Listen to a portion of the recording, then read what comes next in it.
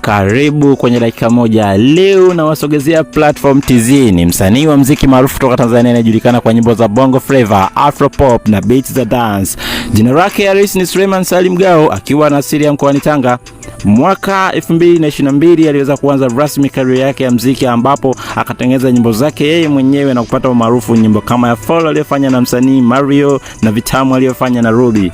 Agosti 3 mwaka 2023 ilikuwa ni siku yake ya neema, ambapo aliweza kuachia EP yake ya kwanza Above the Beyond, ikiwa na nyimbo 6, akiwa ameshirikiana na wasanii kama vile Jux, Mawasama, Tom Flavour na Dorasa. Na kipindi hiki alikuwa chini ya lebo maarufu hapa nchini Tanzania, Aba Music, ambapo tarehe 13 mwezi wa 7 mwaka 2023 ndipo aliweza kutangazwa rasmi kwenye hii lebo. Na baadhi ya nyimbo zake maarufu alizoweza kuachia ni kama vile Wululu ya mwaka 2024 tarehe 17 Aprili, kuna Niwezeshe ya Februari mwaka 2024, kuna Zoba ya Mei 30 mwaka 2024 aliyoshirikishwa na Abby Chams, na kuna Serengeti ya Novemba 8 mwaka 2024, na mwisho mwaka 2025 ameweza kuachia vibao kama Why na Yako Wapi.